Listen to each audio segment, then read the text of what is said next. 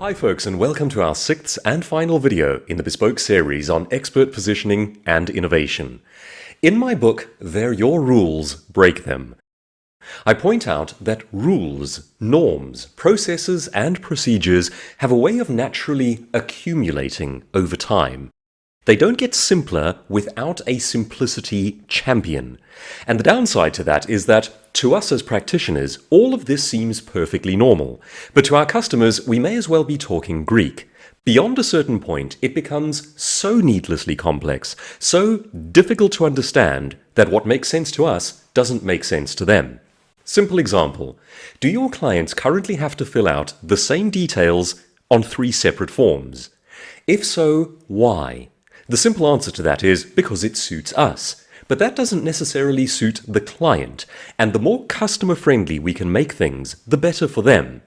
This is a powerful way not only to structurally innovate within your business, but also to make sure that they recommend you because dealing with you is simple.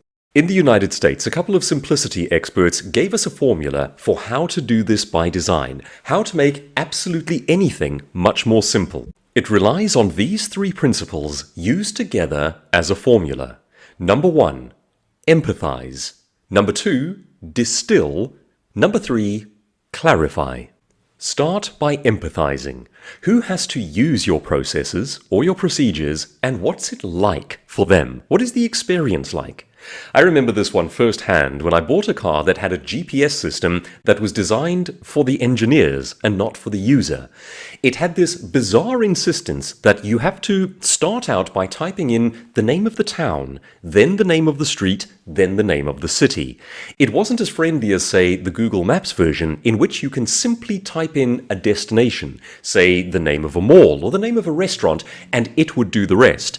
Unless you had all the rest of that information, it couldn't complete the search. So to empathize is to ask, what is at the heart and soul of what our client, the end user, is trying to accomplish? Having empathized with what they're trying to achieve, you then progress onto principle number 2, which is to distill, to get straight to the thing that they want and need. And then you look at it from the inside out and you clarify. How do you give them that information in a way that is oriented around their input? Amazon is particularly good at doing this. Their shopping is unbelievably simple, and everything is where it should be for the customer, not where it should be for them. You can use this process on absolutely everything, even simplifying forms. Start by empathizing with the poor soul who has to sit and fill it in. Distill it down to all that is really necessary, and then clarify so it provides an easy path. There are some sacrifices to be made on this one. Edward de Bono, the father of lateral thinking, when writing about the topic of simplicity, points out that simplicity is a type of virtue, and that it is worth sacrificing other things in order to enjoy those benefits. Among the other things are, for example, comprehensiveness. Lawyers, bankers, and those trained in the law tend not to like that. And yet in the book Simple, they give a fabulous example of a real intervention into the world of credit card regulations. Under the Obama administration, a particular task force was given the job of making credit card applications simple.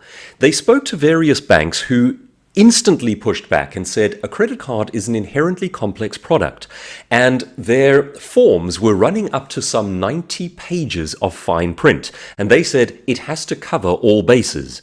Even as they were saying that it couldn't be done, the authors of the book Simple had it done. They got it down to half a page, and they did so without exposing themselves to legal liability. They consulted with language experts, they consulted with legal experts, and they took out everything that was needlessly comprehensive in the interests of simple principles. It can be done. It's the willingness that we tend to lack. If the idea excites you, and I hope it will, the formula is always to start by empathizing, then distilling down to what is necessary, and then to clarifying for the customer. Now, let's go a couple of steps further.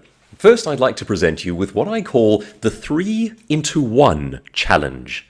Over the next few weeks, I'd like you to observe your own processes as you go about the daily business of processing your client's work and your daily tasks.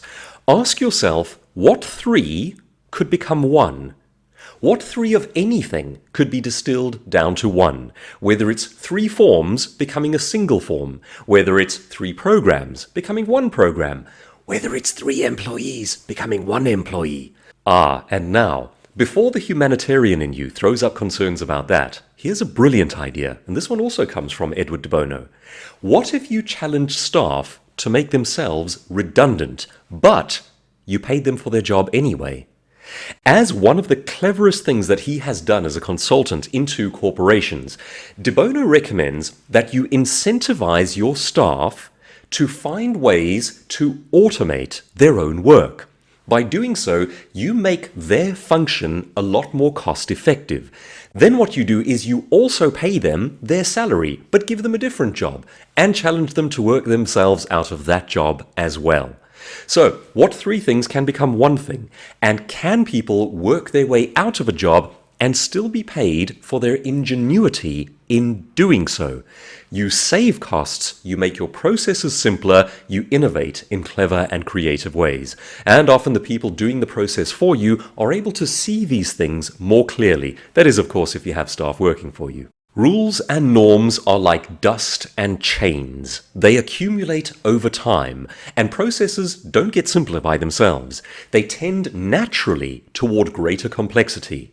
From a customer standpoint, and from the standpoint of brand and impressing people, that's a bad thing. These things do not go away by themselves. If simply left to accumulate over time, they actually get worse, and that makes it a worse experience for the customer. Simplicity requires a champion. It also requires the jettisoning of some other virtues that may not be as good for the customer, such as comprehensiveness, for example. Could you provide simplicity? Could you empathize with them? Could you distill it down to what they need? Could you clarify it so the whole thing is easy? By doing so, you provide something that gets the job done quicker and leaves them with a good deal less of the frustration that comes from having to deal with jargon and endless processes. Imagine if you took the time, the creativity, the imagination to structure your business in different ways, ways that made you stand out by design. Imagine if you became a thought leader, using your unique personality, a cause which you champion, and your excellent communication skills to set yourself apart. And imagine if at the end of all of that, you provided a simple service, one that people could easily approach, easily understand, and easily use, and therefore easily recommend to others. Expert positioning and innovation are not things that you do once off. They are lifetime pursuits. We invest in them and we perfect and refine them over the course of our careers as we build our brands. Get it right, and you become the name at the end of the sentence. You know who you should talk to about that.